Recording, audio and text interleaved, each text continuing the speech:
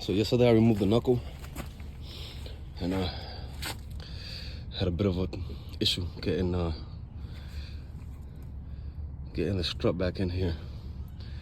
The way that I took it off was with the lower control arm, because I couldn't remove this first. It's just no room. Control arm bottomed out, and there wasn't enough room to get this to slide all the way off. So what I did was I removed the lower control arm, and then of course this came off, and the knuckle came out, and it was a lot of trouble. It's not a lot of trouble. I just feel like there's a better way. So today I am going to use my 21 and my 10 to get the lower ball joint off. All right. I learned that, you know, don't beat on this. Use that, but you can, you know, push this far enough to where you can slide your 21 over the nut of the ball joint. And if it starts to spin, just use the 10 millimeter to hold the special part of the ball joint stud. Keep it from spinning. Yeah, so I removed it because I was using this end, so I don't have to push the axle back.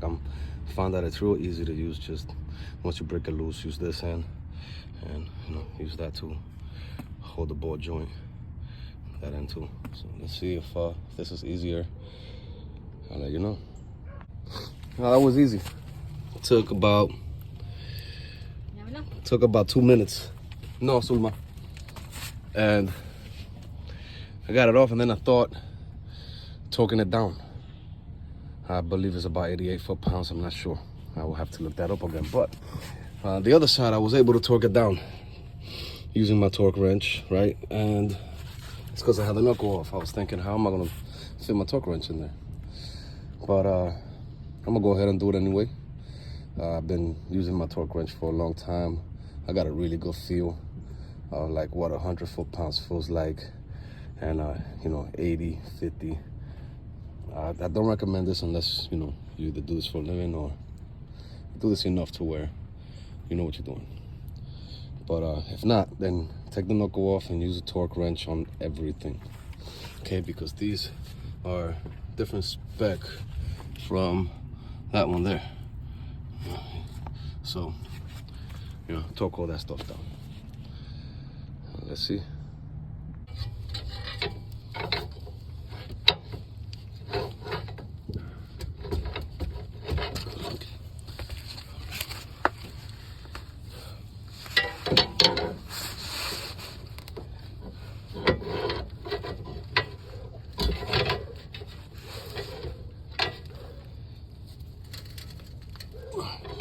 Not happening. So what I'm gonna do is I'm gonna pull the arm out. Okay. Alright, let's get her to come out of here. See me right there?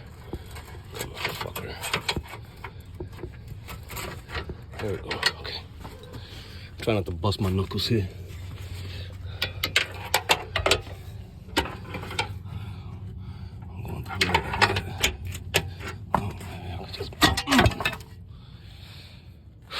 There it is. Now, question is, can we get the new one in there like that? Stay tuned. All right, so that worked. You know, I lined those up as best I could, and just focusing on getting this one on here. Don't push it all the way up. You know, hold it like right there. You see how I'm getting it off of the knuckle, and then that gives you room to slide your nut and thread it on.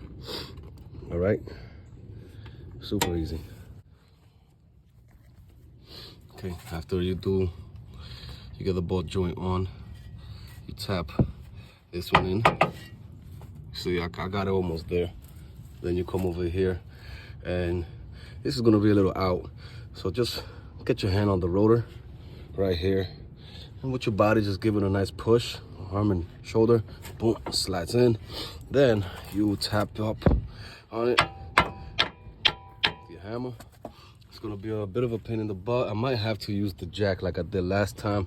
I set the jack here, right under it, and I put a socket right there. So I would jack it up and push it back, and try to work that bolt through the slot. All right, so I thought we were there, and I was pumping from down here. Look at the setup. It tended to come out this way. Pushing it back did the trick, and then the socket didn't slide out of nothing. And looking from up here, see, I got ways to go. All right, and the way I check it is, I feel for it. No, we're not there. Okay. Let's see. I have to go back. Yeah, it has to go back a lot. All right, so let it down some. Pushed it back. And then when I let it down, the arm was kind of wedged up here. Tapped it down. All right. And right there, hitting it down, bringing it down some. And I'm almost there. It has to go from the feel of it. Once you feel it, you know what I'm talking about. You know how far back you have to go, up, forward, down, left, So we have to go down some. It wasn't resting on the jack just a second ago. That's why I'm almost there. Just a bit.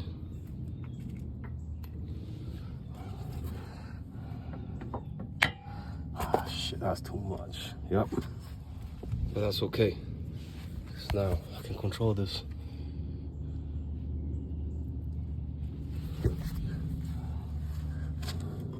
Bit by bit.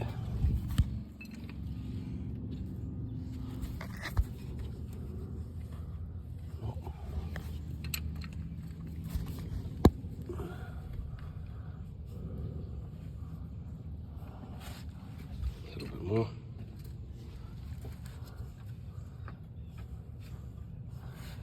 We're close.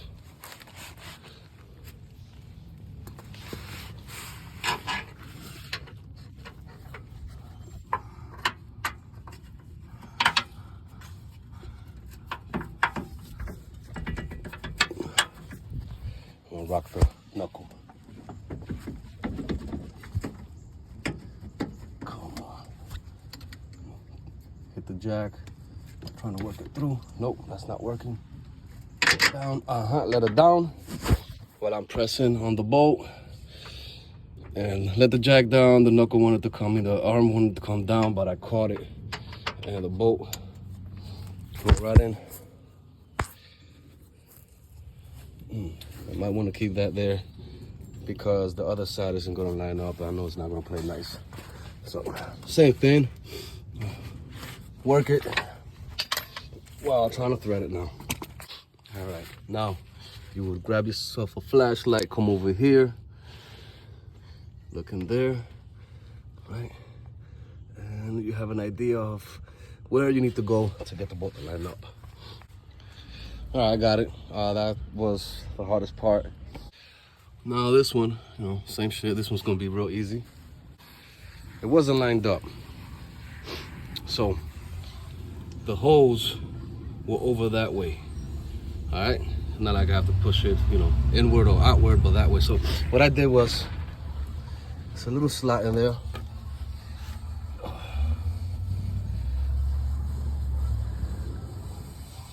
don't know if you can see that, right there.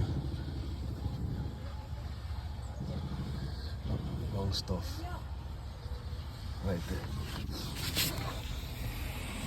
Yeah.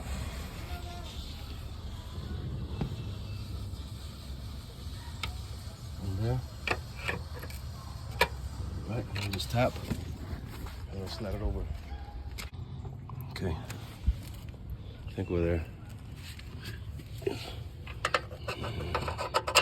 Yep. That's it. It's a wrap. Hi. Tie rods are simple.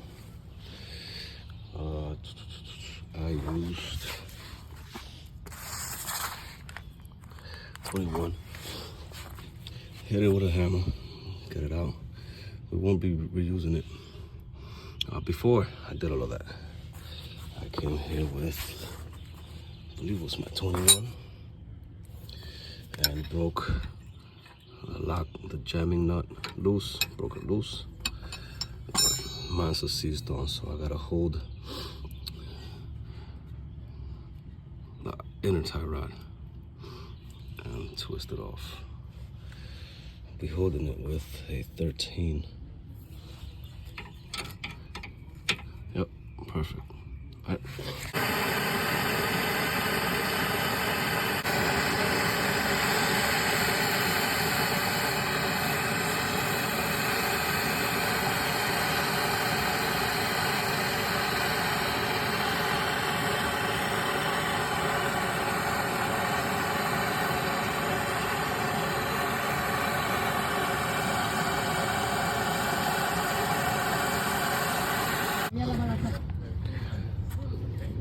Look at that. 10 minutes looking for this sucker.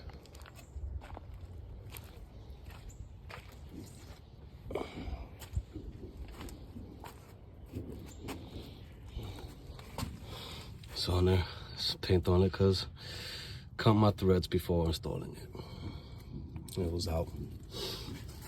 Sway bar link. Next. Install this on the tie rod. Good to go. All set. Needs an alignment.